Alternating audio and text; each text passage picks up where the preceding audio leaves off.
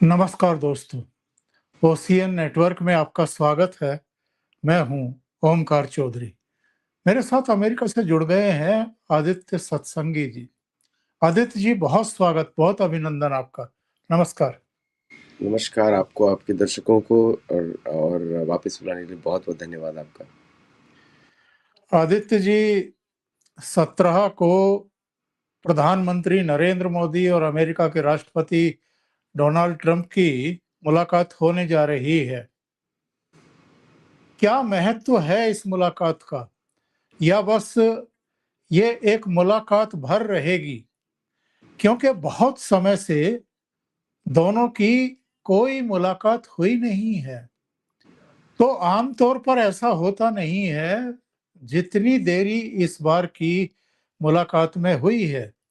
फरवरी 2025 में मोदी जी वॉशिंगटन गए थे, व्हाइट हाउस गए थे, दोनों की मुलाकातें हुई थी और उसके बाद से काफी तल्खियां भारत और यूएस के रिश्तों में देखने को मिली हैं।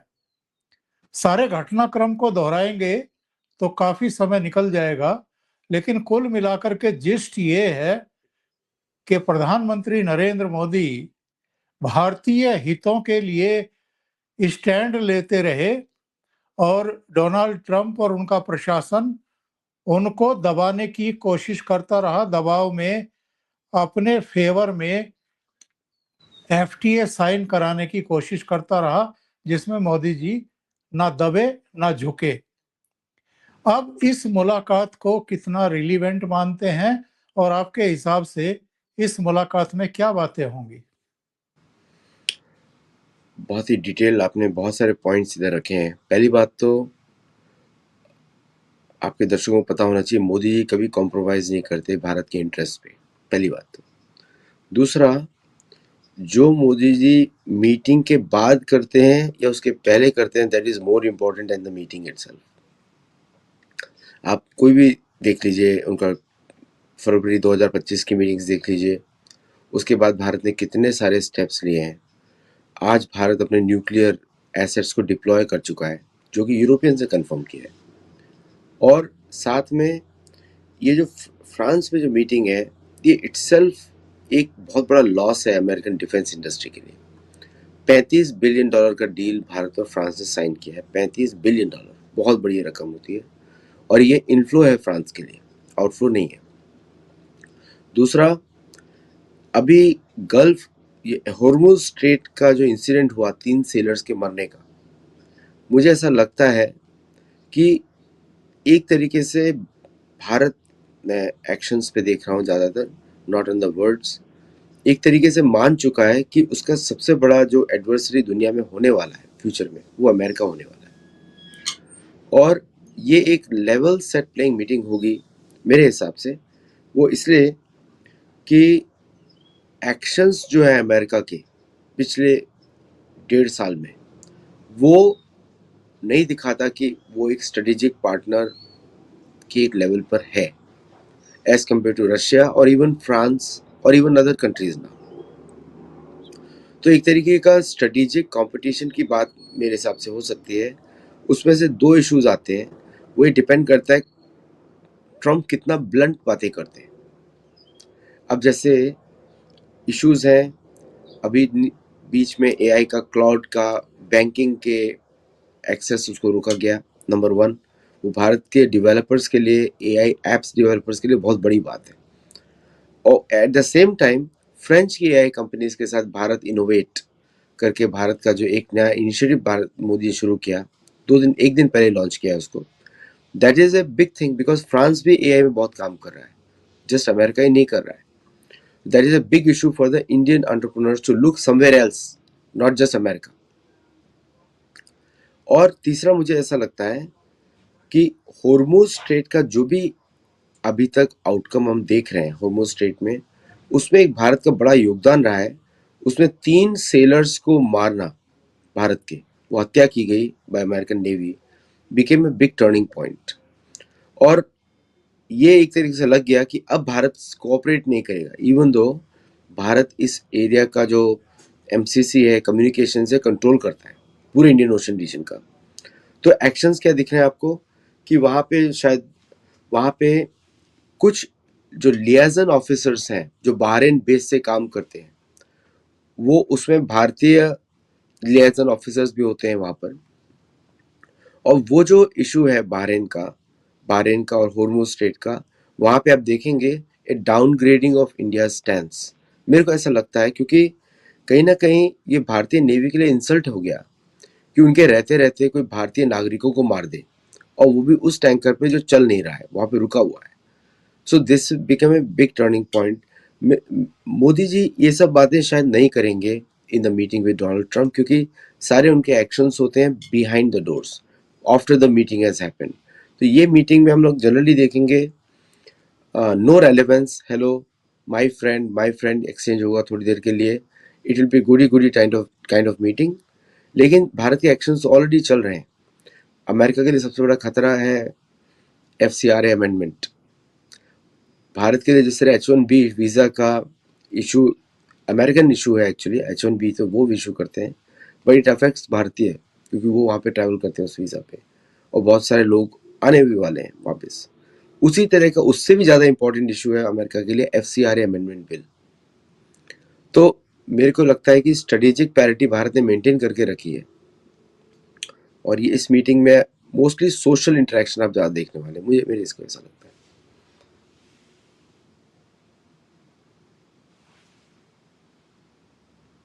आप म्यूट पे हैं। आदित्य जी, एस जयशंकर ने खुद मार्को रूबियो को फोन किया और उससे पहले 2 बार अमेरिकी अटैची को बुलाया गया, दिल्ली में तलब किया गया और भारत की कड़ी नाराजगी से अवगत कराया गया। मार्को रूबियो से एस जयशंकर साहब ने इस घटना पर न केवल कड़ा विरोध जताया, बल्कि ये कहा कि ये एक्सेप्ट नहीं किया जाएगा कि शिप्स को निशाना बनाया जाए और लोगों की जान ले ली जाए। तो इस पर जो पलट करके मार्को रूबियो की तरफ से जवाब आया है, उसको कोई बहुत सकारात्मक नहीं कहा जा सकता। उन्होंने कहा कि अपने जहाज के कैप्टन से, नाविकों से बोलिए कि जब उनको दिशा निर्देश दिए जा रहे हों तो वो उस पर अमल करें, यानी उनकी अनदेखी ना करें। इस तरह की बहानेबाजी करना या इस तरह की उल्टी नसीहत देने की कोशिश करना, इसके हम मैसेज क्या समझें ब्रॉड वे में अमेरिका की तरफ से? तो ये पहली बात तो आपको मार्को रूबियो का बैकग्राउंड पता करना पड़ेगा। मार्को रूबियो एक हिस्पैनिक क्यूबन अमेरिकन है, और ये लोग बोलने से पहले सोचते नहीं है।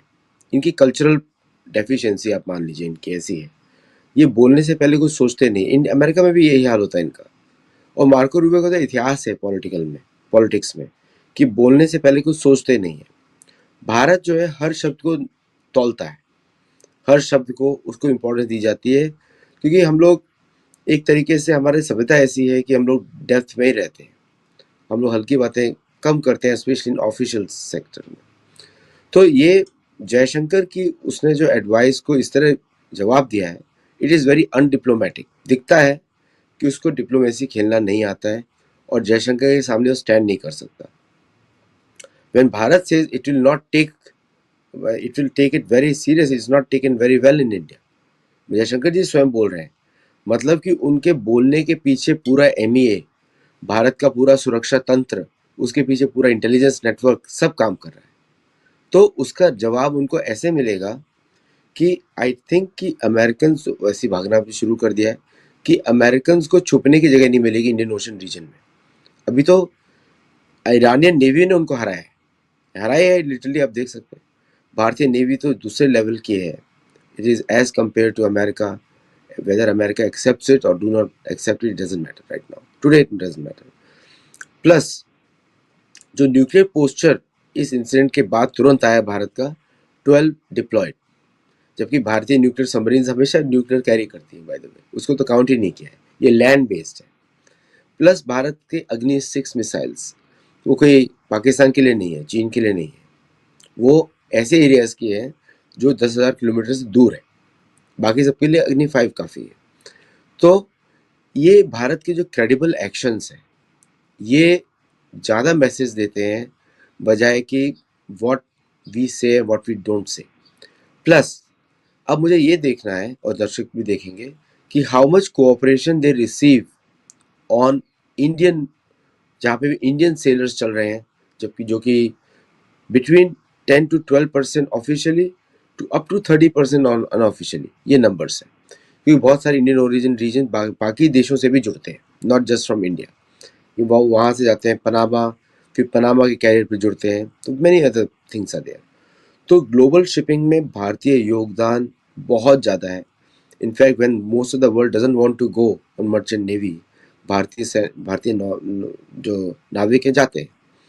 तो ये मार्को रूबियो के स्टेटमेंट को मैं कभी भी इम्पोर्टेंट नहीं लेता हूँ, जबकि सेंटकॉम से कोई स्टेटमेंट आया हो। नाउ सेंटकॉम ने जो कॉन्ग्रेचुलेट किया है हेलफायर मिसाइल पर, वो मेरे लिए बड़ा सीरियस मैटर है, क्योंकि American foreign policy military communication centres चलाते हैं, बाहरेन, फिफ्थ फ्लीट, सेंटकॉम ये चलाते हैं American foreign policy. Sergio Gor literally जो है सेंटकॉम की पॉलिसीज पे रिपोर्ट करता है। मार्को रूबियो को भी सेंटकॉम के बारे में बात करना पड़ेगा, but his comments are very loose. वो स्टेट सेक्रेटरी इस तरह बात नहीं करना चाहिए। दूसरी बात है, ये भी है कि आप देखिए कंपैरेटिव स्पेस में France is the only country which competes with America in the world. Slovakia की प्राइम मिनिस्टर की visit is in a totally different level of strategic importance. वो ये बात है, मेटलर्जी, गन्स, पुरानी गन्स जो हमारी आती थी, वो ऑल स्लोवाकिया रीजन की है, चेकोस्लोवाकिया जो ब्रेक हो गया।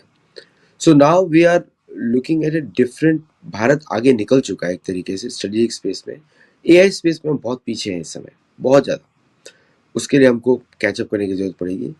बट जनरली मैं मार्को रूबियो के स्टेटमेंट्स को बिल्कुल इंपॉर्टेंस नहीं देता, बिकॉज ये बोलने से पहले सोचते नहीं है।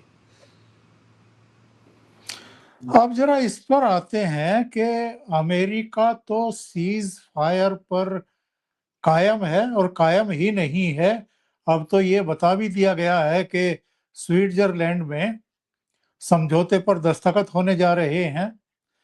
लेकिन इजराइल तो मान नहीं रहा है। तो दो बातें हैं, एक तो जो समझौता होगा उसमें क्या है, किसकी हार किसकी जीत है। नंबर दो, इजराइल क्यों नहीं मान रहा है, वो लगातार हमले कर रहा है। देखिए 14 पॉइंट हैं क्लॉजेज में उस एग्रीमेंट में, 14।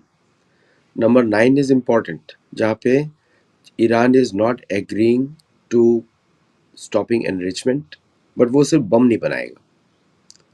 और नंबर 14वें क्लॉज में है, Iran still maintains the management rights over Hormuz. 14 लोग क्लॉजेस मैंने रिट्वीट भी किए हैं, तो लोग मेरे चेक कर सकते हैं एक्स हैंडल पे। और जो सबसे शर्मनाक बात है अमेरिका के लिए, कि अमेरिका भी $25 बिलियन इमीडिएटली रिलीज करने वाला है। उसमें से 50% before the agreement, 50% after the agreement, plus America ने एग्री किया $300 बिलियन का रिकंस्ट्रक्शन इन ईरान। ये इंपॉर्टेंट क्लॉजेस है।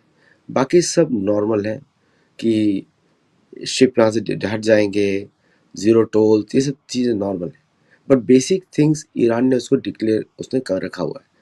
हॉर्मुज स्ट्रेट वाला जो, इसको चेस मूव बोलूँगा, ऐसा था ईरान का कि उसके आगे कोई और चारा नहीं है, कोई और चारा नहीं, किसी के लिए भी नहीं। कोई भी नेवी उसको तोड़ नहीं सकती। You navy can not fight A fortified ground based, चाहे वो अमेरिकी नेवी भी हो, वो नहीं कर सकती। लेकिन और प्लस लैंड साइड तो इनको एक्सेस ही नहीं है, कहीं से भी नहीं घुस सकते, कर्ड से भी नहीं घुस सकते, टर्की की तरफ से भी नहीं घुस सकते। सब ट्राई कर रहे हैं अमेरिकन, सब कुछ ट्राई कर रहे हैं। आप देखेंगे साउथ वेस्टर्न ईरान से भी घुसने की कोशिश करी थी, वो भी फेल हो गया, प्लेन चला गया नीचे, and they had to be rescued later on. वो सब इंसिडेंट्स हम देख चुके हैं। प्लस हैवी बम्बार्डमेंट, अब ये बम्बार्डमेंट की जब रिपोर्ट्स आएंगी बाहर, दुनिया विल बी शॉक्ड क्या क्या अमेरिका ने नहीं यूज़ किया। तो पूरी अमेरिका की जितनी ताकत थी पिछले 300 साल की, उसको यूज़ किया गया इधर, एक्सेप्ट न्यूक्लियर वेपन्स। और मुझे वो भी शक होगा कि डिप्लीटेड न्यूक्लियर वेपन्स कहीं यूज़ ना किए हुए, डिप्लीटेड वॉरहेड्स जो अमेरिका बहुत यूज़ करता है। वियतनाम में भी यूज़ किया था उसने, इराक में भी यूज़ किया था, अफगानिस्तान में भी यूज़ किया था। तो we'll have to see what happens there. But $300 billion पे करने के बाद, 25 बिलियन टेक पे करने के बाद, I think Iran has literally one on the paper also, मेरे को लग रहा है। और अमेरिका के लिए वही वाला एग्जिट हो गया जो वियतनाम था, अफगानिस्तान था, पर only thing it is on paper, क्योंकि लैंड पे पहुंच ही नहीं पाए लोग। और इजराइल जो मान नहीं रहा उनका दिल कि जो अमेरिका कह रहा है चलो उसको एक्सेप्ट कर लिया जाए, युद्ध रोक दिया जाए, वो तो नहीं रोक रहा है। इसकी क्या वजह है? इसराइल क्यों रोकेगा? क्यों रोकेगा? अगर उसको इसराइल का प्लान इज इसराइल का प्लान, और पहली बार ऐसा हो रहा है कि Israel doesn't trust America, Israel trust India more. और इसराइल के पास इतने फाइनेंशियल रिसोर्सेज हैं from Europe and from America also, private donations, कि उसको जरूरत नहीं है इस युद्ध को रोकने की। What it lacks is the American infrastructure. वो तो उसने ऑलरेडी देख लिया कि अमेरिकन इंफ्रास्ट्रक्चर जा चुका है। आपको आइडिया होगा कि बहरीन के थोड़ा सा बाहर एक छोटा सा द्वीप है, आइलैंड है, उस पर एक American radar, I think AN-32 FPS ऐसे करके लगा हुआ था। वो बाकी सब रडार्स की तो हम लोगों ने बात करी है, बाकी बेसिस पे, कुवैत पे।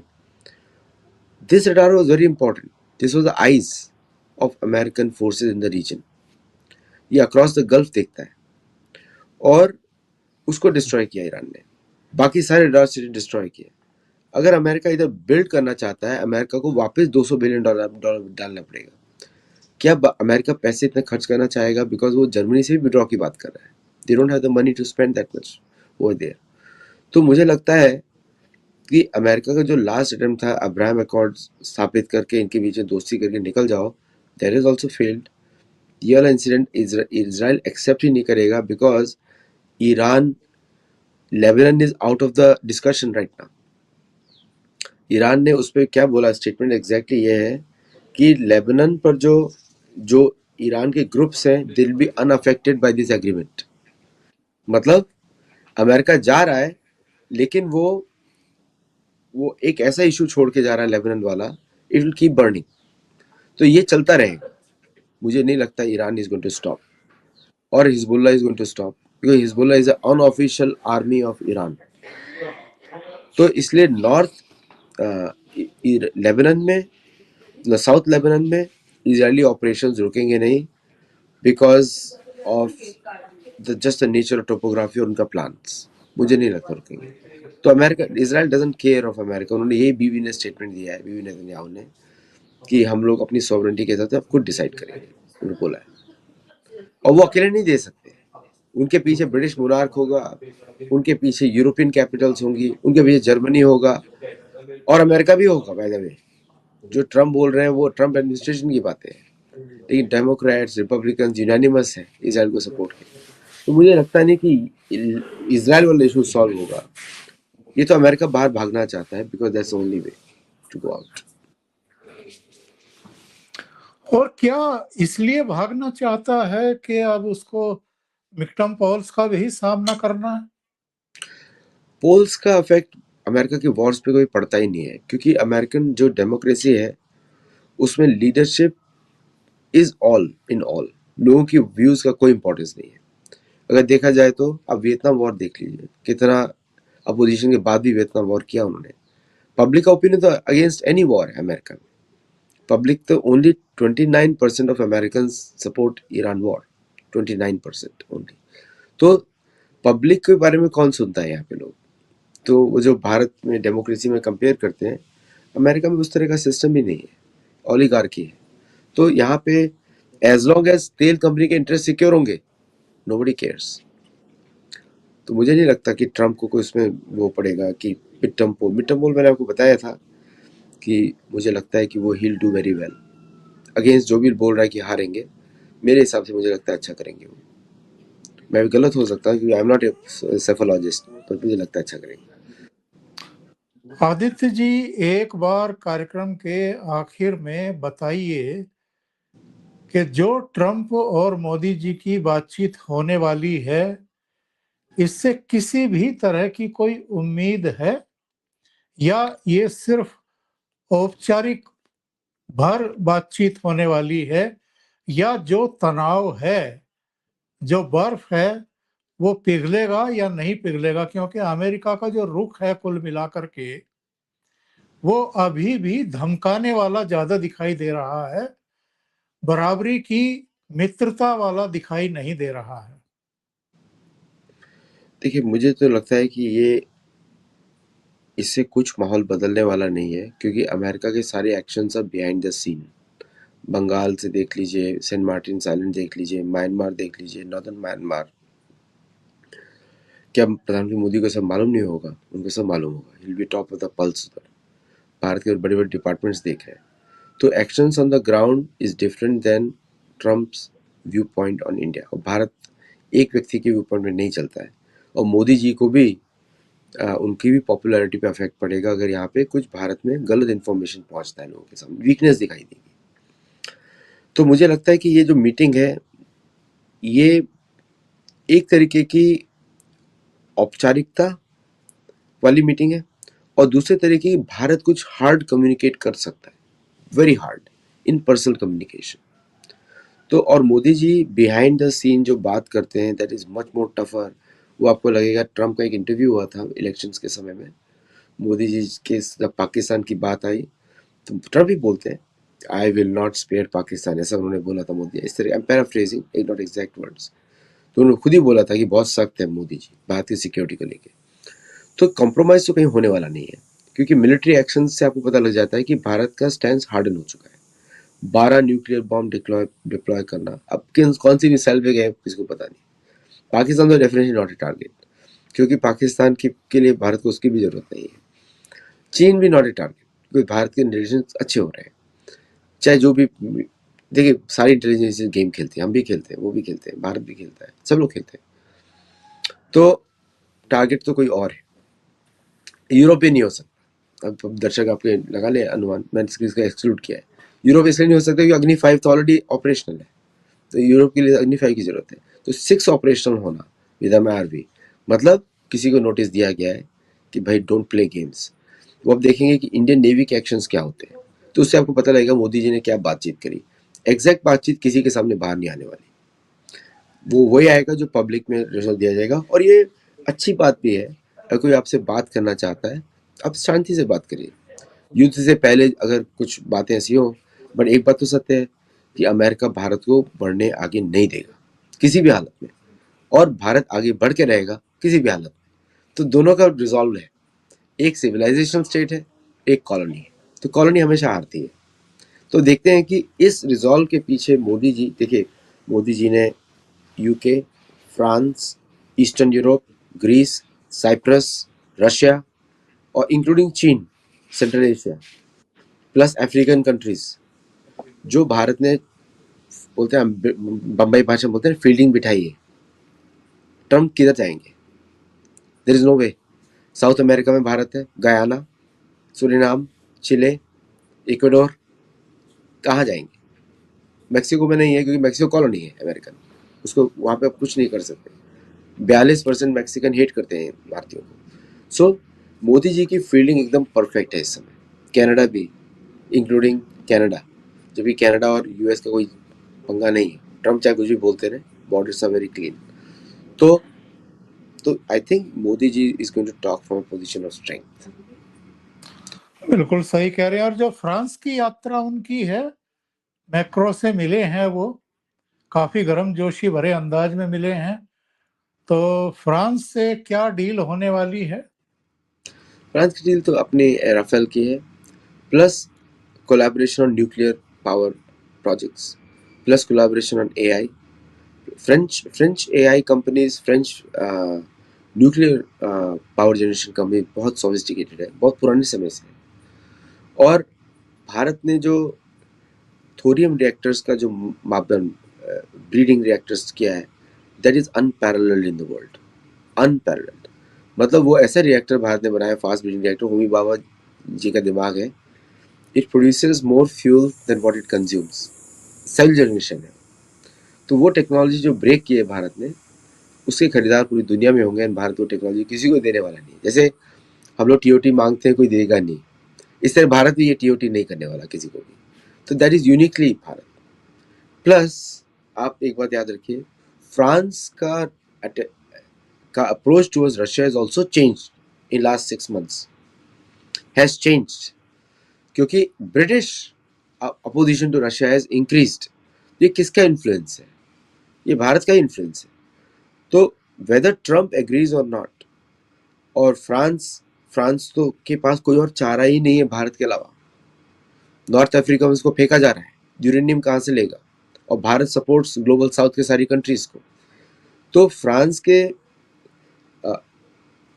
एक तो है अच्छी बातें करना, लॉन्गेस्ट सर्विंग प्राइम मिनिस्टर, ये सब कॉन्ग्रेचुलेट करना, ये अलग बातें होती हैं। इसको इंटरनेशनल डिप्लोमेसी कभी सीरियसली लेते नहीं है, but they are important because they are the vision for the whole world. लेकिन बिहाइंड द सीन्स फ्रांस के साथ भारत की पनडुब्बियां स्कॉर्पियन, कलवरी क्लास 3 और बन रही हैं भारत में, प्लस जर्मनी के U214 बोट्स, 212 एक्चुअली भारत के लिए मॉडिफाई करके बनाई जा रही है। AIP टेक्नोलॉजी जो भारत चाहता है कि भारत को उस समय इसकी मिले, और भारत की खुद की भी AIP टेक्नोलॉजी है। All this things are important for Bharat. On the military cooperation side अभी तक नेटो का वो पूरा जो ब्रेकअप हुआ नहीं है। मुझे लगता है नेटो टूटेगा पूरी तरीके से, और उसके लिए इंडिविजुअल पार्टनर्स के साथ नॉर्वे, फ्रांस, ये कोई भारत के दोस्त नहीं है बाय द वे।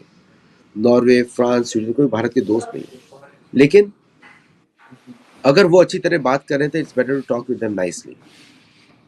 और अमेरिका के, आपको मालूम ही है कि अमेरिका और फ्रांस में बनती नहीं है कभी भी। जिस तरह ट्रम्प ने बेइज्जत किया था मैक्रोन को, उनके नाटक ड्रामा भी किया था उन्होंने कुछ, बट बनती नहीं है और बनेगी भी नहीं। आपको मालूम है स्टैच्यू ऑफ लिबर्टी की तरफ से कि जो एक्चुअल कहानी क्या है, कि भाई कॉलोनीज के अंदर फ्रेंच इन्फ्लुएंस आ गया। तो वो सब कोई भूलता नहीं है इतिहास में बात। किस तरह 1/3 of America was created after snatching French lands from Louisiana to Central Canada, जबकि उनकी भी किसी की भी नहीं है, नेटिव अमेरिकन की है। तो ये सब जो पॉइंट्स हैं मेक्स भारत और फ्रांस की रिलेशनशिप मोर फंडामेंटली स्ट्रॉन्ग, और कोई भी यूनाइटेड नेशंस का कोई इंपॉर्टेंस रहा नहीं है।